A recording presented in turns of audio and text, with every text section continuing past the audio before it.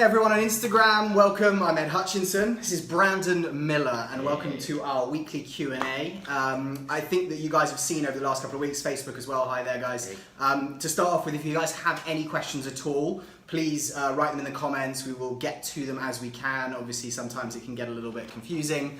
But we've been trying to do some more, bringing content and bringing some value to you guys. And I think us talking about our weekly updates about what we're doing in real estate is interesting, but actually it's a lot more interesting to get the take of other industry professionals. And Brandon here is a title officer. Yes. So we were actually discussing this just before, Brandon, and I think a lot of the clients that we deal with, buyers especially, who haven't gone through a transaction before, don't fully really understand title. Absolutely. So do you want to give them just a little bit of background about you, Brandon? Yeah. Where you're from, what you've done, and... Yeah, so title insurance, usually you never hear about it until you're in escrow. And without a title company, there really is no escrow. It's because what we're doing is we're providing this nice looking report that everyone looks at to create the game plan for how you're going to close your escrow, because you need to know everything about the seller and their liens. I suppose it's the biggest purchase that people are making in their lives. It's the biggest purchase, so it becomes all of a sudden one of the most important things to know about in a quick amount of time, is title. And that's where I like to jump in and talk to buyers in the beginning about really kind of what role we're going to play with them. And usually it's, we all kind of go through a little bonding through that moment. So you're the opposite, effectively, of sticking your head in the sand. Yes, absolutely. So I've coming from London, right, and used to be in the real estate market there. I find your job actually really fascinating, because I think when I look at it from being in the London market, where all these properties are generally 100 years plus old. Law was very different back in the early days when they were writing our equivalent of title, right, and it almost goes through a deciphering process of what did this person mean when they wrote this down in Old English or etc. Right. You work in the LA market, I bet that there's a pretty awesome element of that as well. Yeah, it's pretty exciting out here. That's what makes our business so stimulating. Typical homeowners like to move around a lot here, especially the way prices have appreciated, so people can continue to sell and buy a bigger house and buy even a bigger house. So we see a lot of movement, and that's what makes our job more busy. And we always have to insure these transactions, so we want to know as much as possible about what's happening on these escrows so we can safely insure it and make sure there's peace of mind when the buyers are closing and they don't want to worry about anything afterwards. So basically, just for everyone there who maybe doesn't understand, so effectively what you're doing is doing a full investigation into the property. Yeah. Looking at who owned it before, what issues could have arisen, any easements, anything like that.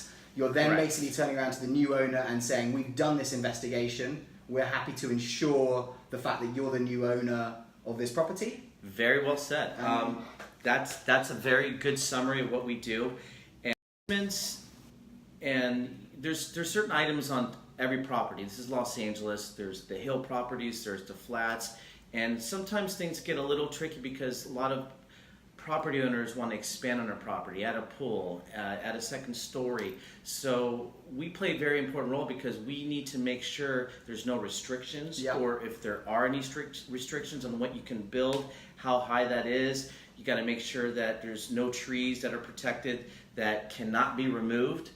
And so historic trees, I think you saw one of those. Trees are protected too.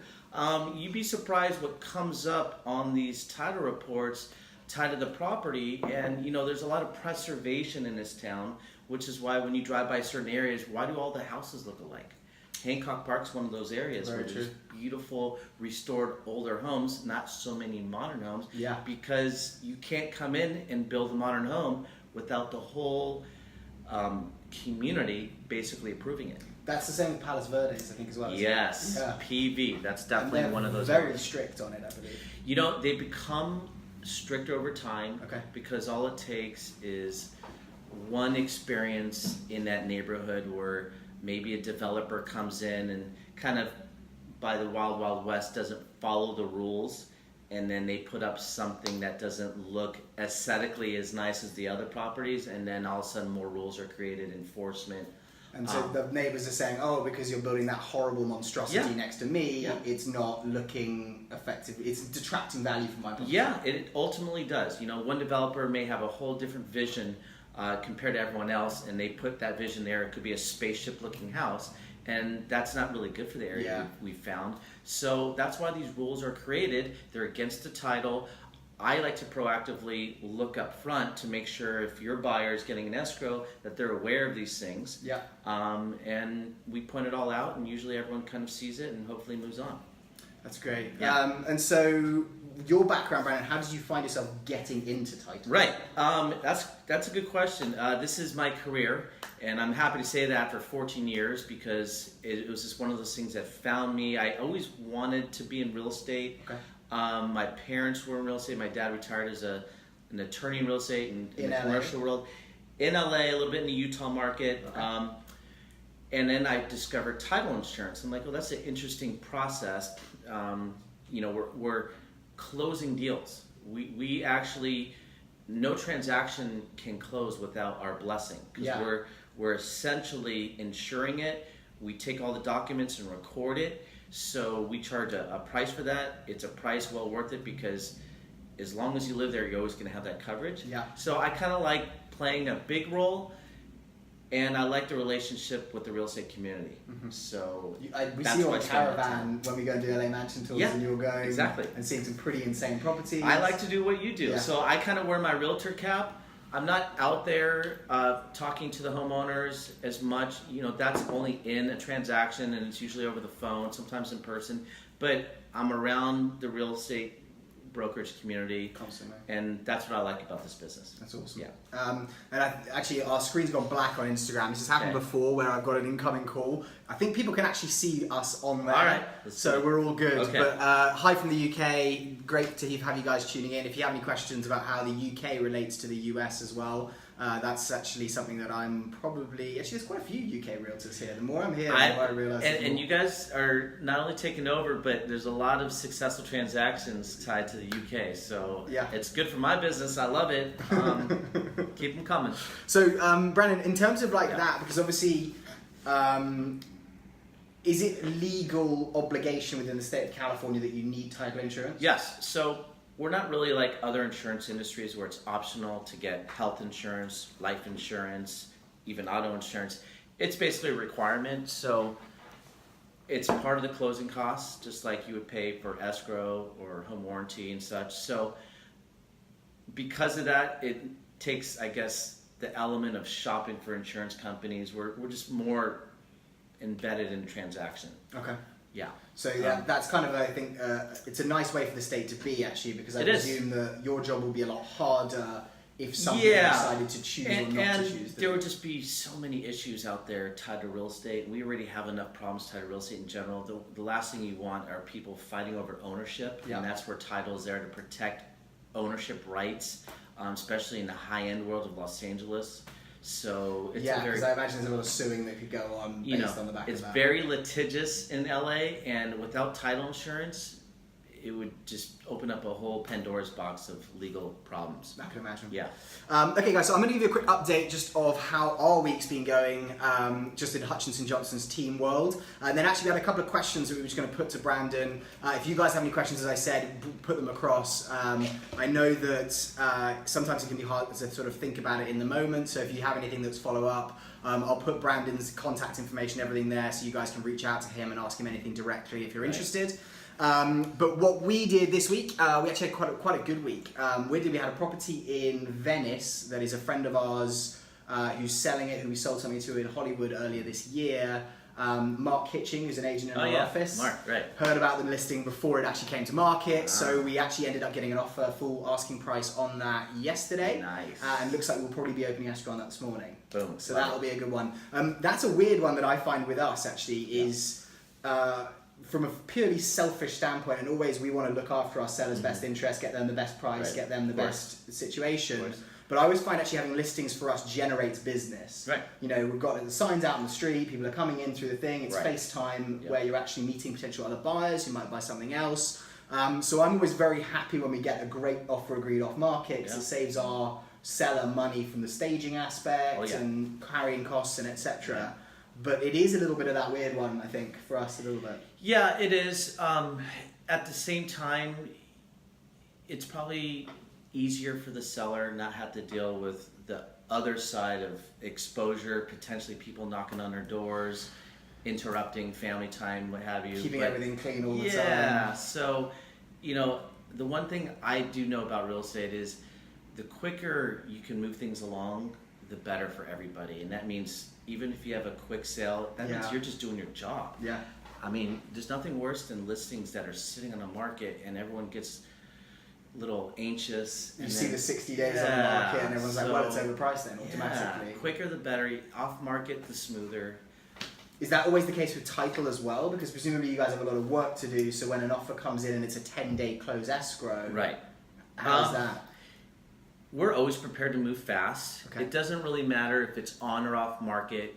That's where we have the relationship with you, because you pick up the phone and call me, let me know what's happening. We move based on the urgency of the deal, and we have a big team in place. So I have the luxury of sitting here and having fun and being out there in the real estate world, but we have a big company, lots of employees, staff that are just like working around the clock to make sure all these transactions are attended to, so that we can, get you guys to finish. So you can oversee, build the network, have FaceTime with clients, and then you have people to actually do the exactly the detail work, and you can oversee it. That's it. Okay, I like that. Okay, so just as other updates for us at the moment, we also I've got 3 showings this afternoon. We've actually had a couple of showings on our listing in Ojai, one of which was very good, but we're waiting to hear back on that. Always have that little lull period, the 2 days afterwards, where you're like, oh, was it a good one? Was it not? We'll see. So that's kind of most of the stuff that's going on with us at the moment, the sort of big stuff. We've got 3 in escrow right now, closing one on May 25th, one on June 15th, and then the other one, actually we've got 2 days left on our inspection period, so we'll see if that's another in-house one. That was Zach. Yep. The power of in-house. That's it. It's powerful. That's what we talk about, actually, because we use social media quite a lot. Right. We use this because we see this is an incredible thing to be able to get out what we're trying to achieve, introduce like our community to people like you, and get some interesting insight into how everything works. But there is still such a value to being within the brokerage community, having the relationships and sitting next to someone, hearing about a deal that's coming to market. Absolutely. You're having a client. So I definitely don't always think we're going to be fully digital. I think this is a great way to introduce. You need your colleagues around, and the right colleagues, and cultures, everything, and everyone here is very helpful, and it's all about networking. Yeah, and actually I think that was Pacific Union Partners Trust it previously was. Yeah. That was, for me, was the biggest thing, because I actually came from a brokerage in London called Foxtons. Okay. 25% market share, they dominate the market there, but it is very much a dog-eat-dog corporate. You make 100 phone calls a day, you book 6 showings, and it gets pretty tiring. Yeah, I heard about that. Yeah. Okay, so we'll move on to some questions for Brandon. Okay. How do you do, Mohammed Imran? Lovely to see you and joining us. As we said, let us know if you have any questions. Right, I'm going to go with, we've kind of talked actually about the first question, which is, what is a title rep? What is your job? Why is it important to the real estate industry? I think we've kind of covered that. Yeah. There's nothing else we need to do there. Yeah. One of the questions we've got is, what is the worst horror story you have heard of or dealt with in your career as a title rep? That's what makes this business so fun and interesting, is because nothing in real estate is always 100% cookie cutter. Yeah. There's always going to be an interesting transaction that kind of comes out of nowhere, and it can be a small transaction like a condo sale, or it can be a high-end transaction. We insured the Playboy Mansion. That was the largest transaction 2 years ago. 2 years now? I think 2 years ago now. Yeah, it must be coming up to that. I know. That was a nice transaction. But that was actually relatively smooth. That was $100 million. We had an interesting transaction that we closed, thank God, last year. It closed for $69 million. At the time was a record price in Malibu, before all these recent record new prices out there of, I think, $110 million, something just sold 2 weeks ago. That was the one 2 weeks ago. Weirdly, I think my wife's business partner works for the family that bought that, and went to the property and actually said she was quite underwhelmed by it. It's interesting. Well, I don't get to see all the properties. I do get to see the pictures every now and then. We'll do like an aerial shot, and Yeah, I mean, it's interesting to see the prices that they sell for the quality house. Those are two different things. And location, I think, ends up being everything. It Probably, is, isn't which it? is- The land value Yeah, there. Like you yeah. get a big piece of land, Yeah. and even if the existing, I'm amazed actually still what people pay for just a rundown piece of crap. Or the history behind it. Like the Playboy Mansion was Yeah. supposedly so outdated, needed so much work, but it had Hugh And Hefner tied to it. character, It had yeah. every celebrity in town there. So you never know. Everyone who's actually famous in LA has probably been Oh, there yeah. and had a good Yeah. time. So yeah. Yeah. I think actually we saw one a couple of years ago, which was, I can't remember, it was about 85 million, maybe in Beverly Hills. And there was a speakeasy, like hidden door in the back of the cupboard, which had Charlie Chaplin's signature Oh on the my back God! of it. See, it's like little memorabilia like that goes a long way in this town. You can't for sure. recreate it. No. So this one that went for 69 million. Yes. Okay. So here's the story. Originally, the property was sold because it was seized by the Department of Justice. The property owner was, I guess, a prince of Nigeria, and this was all over the news press. Wow. And I guess the money being used to buy that house and other assets was from that country. So the government of Nigeria, in conjunction with the Department of Justice here in the United States, decided to seize the property. And the listing agent, he got the listing, and at the time it was for sale for $30 million. So it was the Department of Justice listing it, not the actual original owner. It was exactly the original property owner was just taken away from the picture. Now they had it. The Department of Justice had an asset they needed to get rid of. Yeah. They're not really looking to probably maximize exposure. They just don't want to hold on to this real estate asset. So it was listed, I believe, and pretty much sold pretty quickly after. So it sold for $30 million, and the group that bought it actually intended to flip the property. Okay, so fast forward 6 months after that $30 million purchase, I don't know how much money went into this promontory property. It's in Malibu, overlooking the pier. It's a beautiful property. Has even like a little golf course on it. It's really cool. That's insane. Yeah. So everything was great. You know, it comes back to market at a very lofty price. I think I don't know what the listing price was, but I know what it got into escrow for, and it closed at $69 million. Yes. So they over doubled the value of it. They over doubled, but here was the twist. So there was a hot buyer, billionaire buyer from China. We get ready to list, not we as a listing agent, but we prepare ourselves with the title report because we already insured it 6 months prior, and we knew everything was fine and clean. But as we did a current search in the last 6 months, all of a sudden we look against the property, there's 3 new liens that were recorded. Okay, these liens no one knew about. The owners, very successful businessmen, they didn't know who it was. We looked at the actual deeds. They were change of ownership, and it was pointing to some LLC. That's usually, if anyone's going to kind of create problems, they don't put their name on it. They create an entity, limited liability. So we looked, and someone clouded the ownership, clouded the title, and the story goes that the intention was that group was aware the property is being flipped. Yeah. They also were aware of some of the system flaws with fixing problems. And the flaw is that it can take 8 months to a year to get in front of a judge and a court to present these fraudulent type of deeds that can be recorded, to have them take a look at it and say, okay, that's not right, we're going to remove that. So this group, this fraudulent group I'll call them, they were aware of that. So they were actually making a play to go to the current owners saying, if you want this problem to go away quickly, give us a certain amount of money. I don't even know what that extortion amount was, but that's basically what was being done.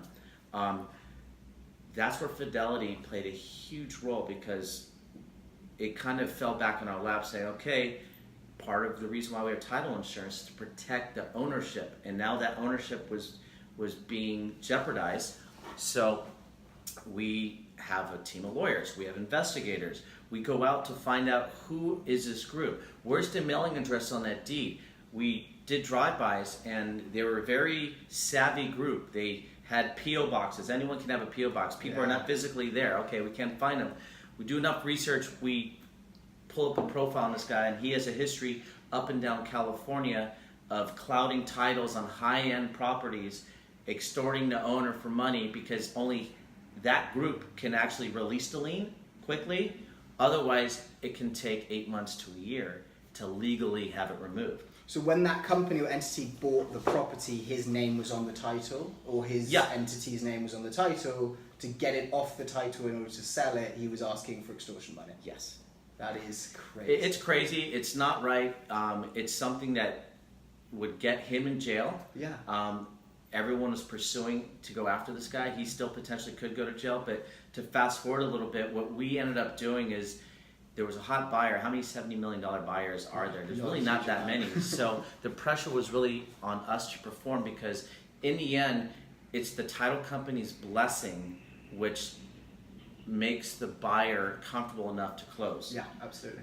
All the players in this transaction, buyer, owners, sellers, agents, said, if you guys can make that blessing, even though we know this is going to be a long awaited process in courts, the transaction can close. So that was the big decision for Fidelity to make. It was a $30+ million decision because if we were wrong and this fraudulent group happened to be right, they changed ownership to their entity. But if we were wrong and we insured this deal and lo and behold that group actually did have a right to the property, we just lost $30 million. Yeah, which is huge. That's a problem. Yeah. So that's an exposure. Plus probably getting sued again from whoever side. Yeah. So Fidelity Title is the largest title company in the country. That plays a lot into it because we had to have the thick skin, the clout, the clout to be able to take on a large transaction to begin with. And that was in my 13, 14 years of being in the business. I've never seen any company, let alone my company, step up the way they did. We guaranteed title. They closed the deal. It still took us another 6 months in legal court proceedings. You know, we didn't make money on that deal, but we made money winning the relationship with the brokers. We've had repeat deals, not only through the brokers, but the owners who walked away with a handsome amount of money off of the sale. We've been in touch with the Department of Justice because we had to be close with them. So a lot came out of it in a positive, but that was kind of a scary moment because we didn't really know in the beginning how we were going to make it happen. We did, so that was a horror story at first, but I look at problematic deals and I look like there's going to be a solution and we're going to come out on top and then it's going to make everyone look better, including us. And that's the way I always see these things work out. Doing good is always going to bring it absolutely back, if that's the way. Absolutely. That's pretty amazing. Right. And actually, because I think I can imagine a seller being in that situation and an agent, actually, from my own perspective, and you're just like, what do we do? What do you do? Yeah. So actually, I suppose it's building a lot of like long-lasting, strong relationships there with people who need you. Okay, perfect. Yeah. So let's go on to like actually talking at that. So what is the best stage as a title officer that you'd like to get involved in a transaction? Right. So in a perfect world, transactions go smooth, but this is LA. This is a very, a lot of money here, a lot at stake. So problems do happen. So first and foremost, I always say, and I look at myself as a problem solver. So get me involved as soon as the problem erupts, even if you don't know it's title related or not.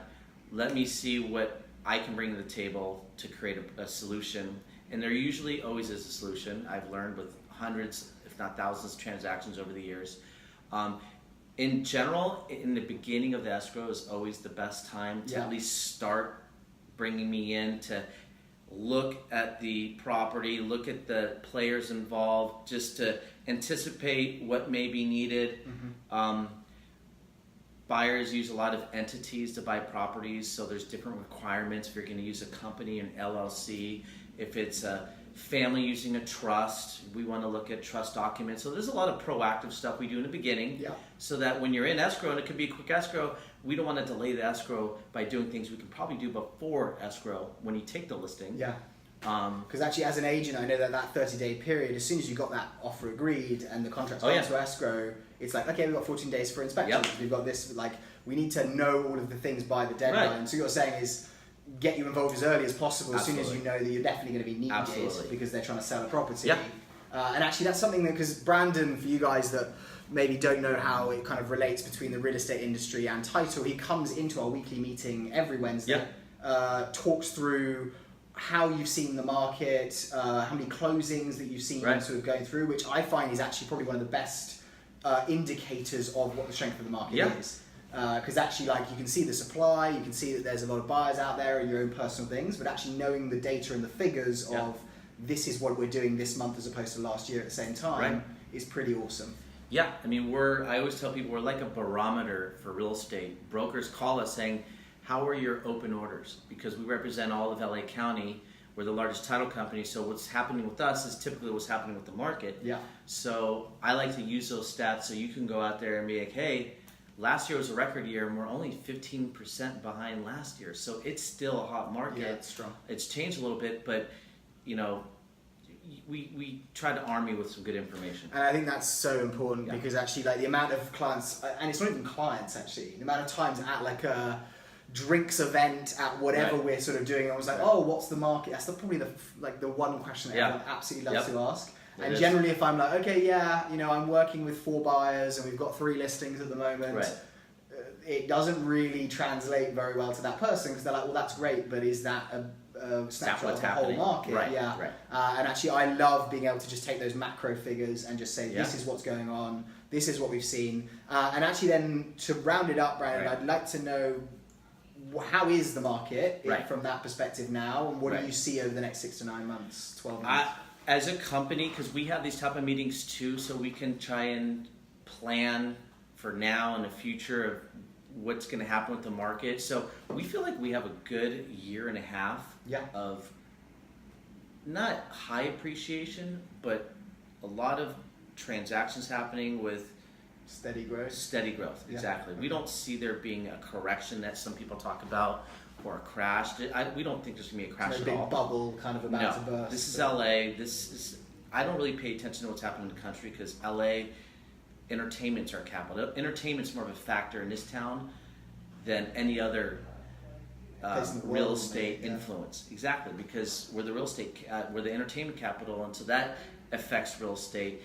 Money coming in from abroad, LA being so desirable that people from the Midwest, East Coast, the demand here is unbelievable, and that'll always keep our market strong. Yeah. So I do see a strong market. I do see, you know, some listings sitting, which to me tells me that there's probably sellers out there testing the waters to see how high the prices are going. So they may not be as realistic about things, so that therefore they sit. But then we see the beautiful, perfect price properties that go quick, like they did a year ago and before. And so it's just people kind of trying to either test the waters and they're sitting, or the realistic people who know they can still get a good amount of money selling their property. Those properties are going quick. Okay. So we're looking good for the next sort of 6 I think so, months. for sure. Yeah, for sure. And then I suppose we always don't know about potentially global economic things that could slightly affect that. Right. But from the actual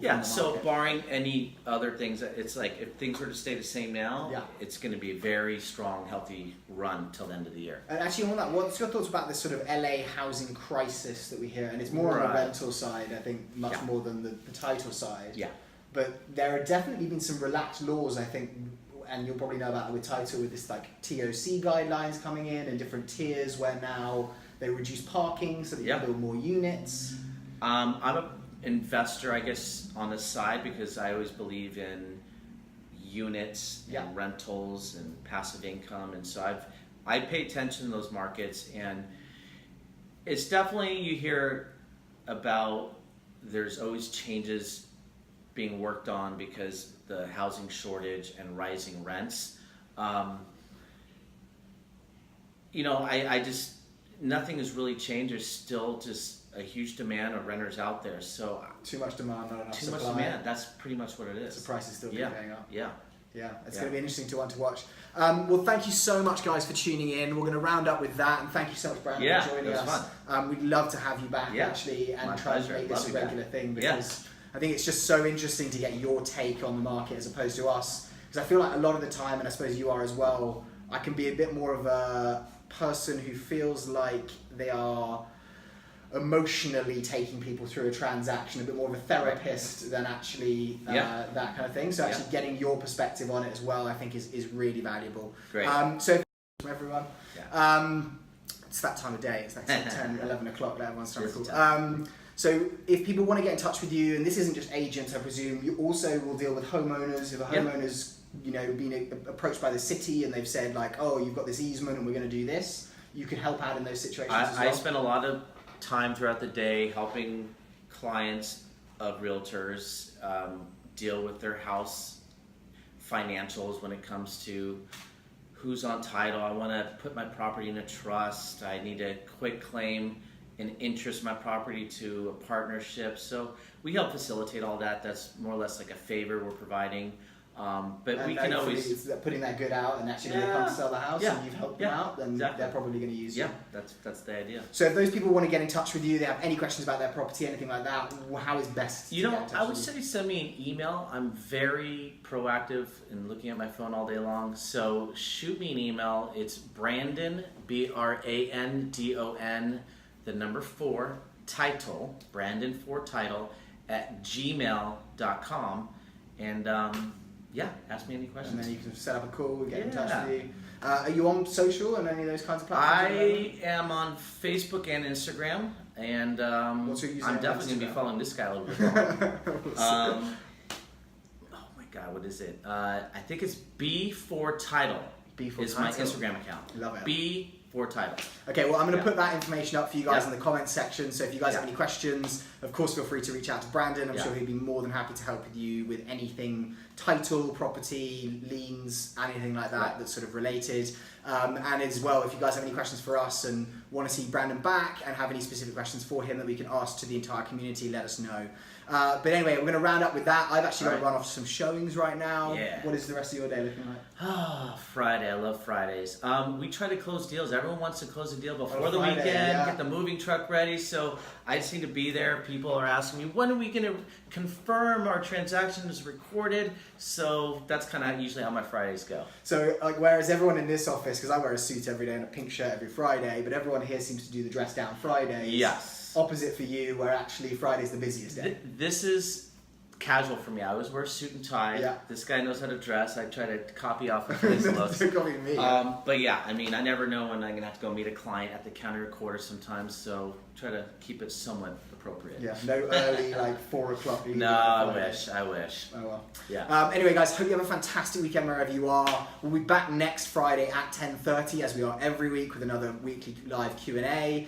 We've got LA Mansion Tours, which actually you should join us on sometime. Yeah, as I well. want it, for sure. Because me and Nick go and do it. We have Chris Ricks from the office who All comes right, and let's shows do it. us around. Sounds fun.